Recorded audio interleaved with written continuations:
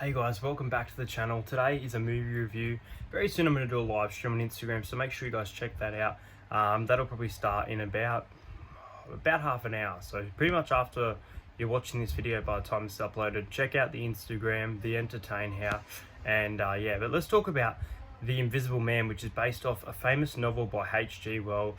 Love the storyline, and this movie is quite different, but it is also in the best way possible.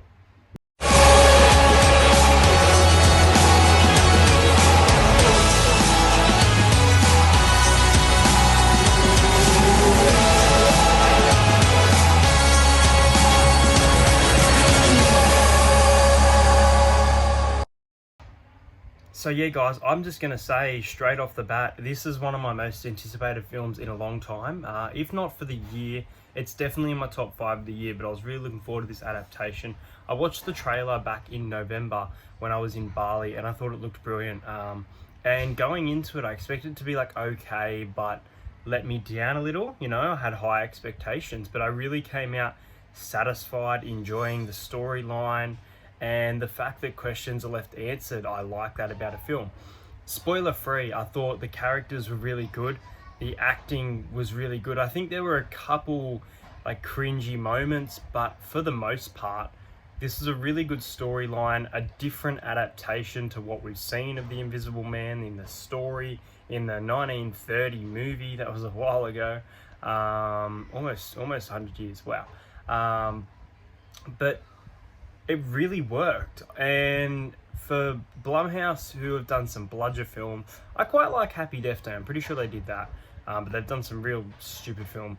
But for this to be part of the Dark Universe, it's meant to be like The Mummy and these films that have kind of really been a letdown.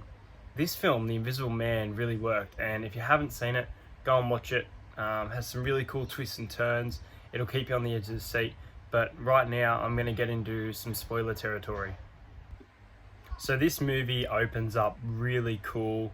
Even the credit, I guess, like the intro, the waves crashing to reveal the Invisible Man, I thought it was really cool. And for some reason, seeing this scene and then seeing the the heaps of rain in the hospital, I thought for some reason this film would have something to do with the weather conditions. I don't know why. The wind and the water just seemed to pop up a bit. But it was just, I guess it was just coincidence. But Elizabeth Moss did a really great job as Cecilia. Her acting was absolutely outstanding. As I mentioned, there were some cringy moments, I think, in that kitchen scene where they had their first kind of fight at night when I think she's left alone in the house.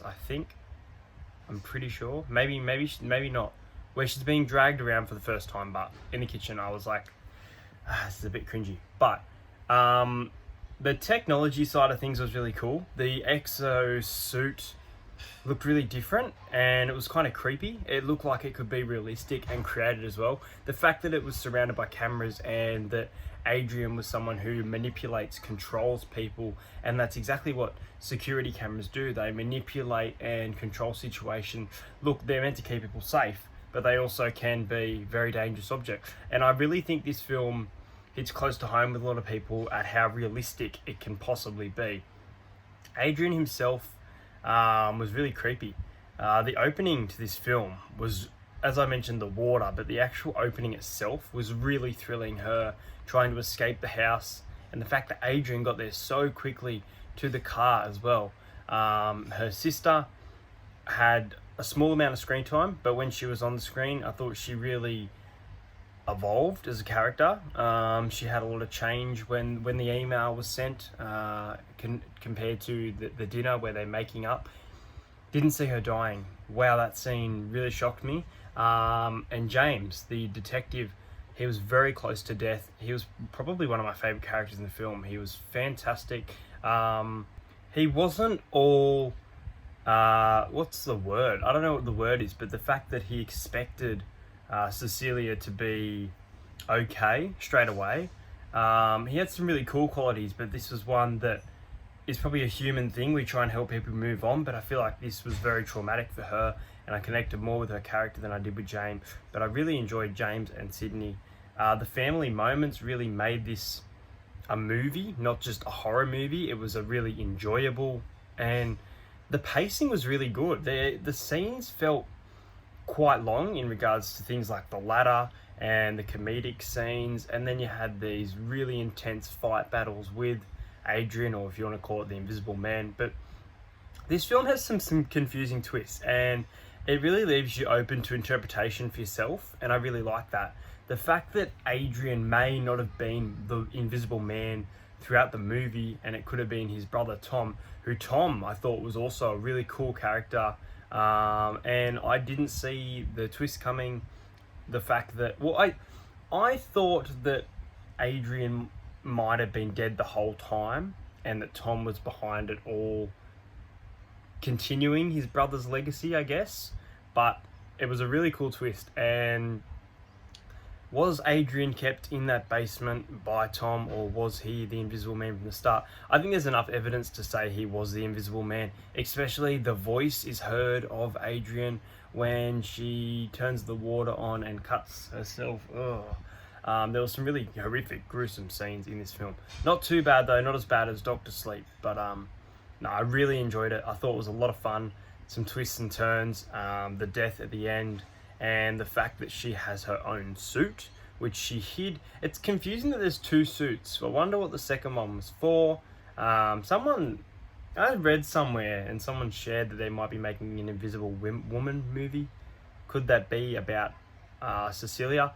I personally think that this film is a film that doesn't need a sequel. Look, there probably will be one these days, but I think it's a very good standalone film. It is a good thriller. It is considered as a horror, in my opinion, and it really works for what it is. As I said, the pacing, the acting, everything about this film really made it enjoyable for me. And I think it was one of the films, besides, I think 1917 came close to it, but this film really kept me on the edge of my seat, guessing what was going to happen next. In 1917, I felt like I knew what was next to happen. Things were going to happen, like a plane was going to come down, for example, spoiler alert. But this film, I'm thinking my own theories while I'm watching it, but I'm being blown away by what the director's doing. And the cinematography, the way it was filmed, was absolutely brilliant. I think they did something with the volume, and there were certain scenes where the volume was quite small, and I think it really worked. It made it terrifying. The lighting for some of these scenes. Everyone involved in this movie should get around to report. I think this movie is definitely worth the watch, and honestly, The Invisible Man, for me, I'm going to give you a 9 out of 10. I think this movie is very close to near perfect, if not perfect, but I don't know. I feel like there are a few things, as I said, left for interpretation. I enjoy that type of thing, but I feel like there are a few loose ends that were connected. But no, I really enjoyed it. It's a fun movie, and the acting is superb. Sydney was good. The dog actually was the one that kick-started this movie, technically. But as I said, the suit was good, the special effects were good, enjoyable. The Invisible Man, 9 out of 10. Anyway, guys, if you like this video, please do like it, subscribe to the channel, and I'll see you guys next time.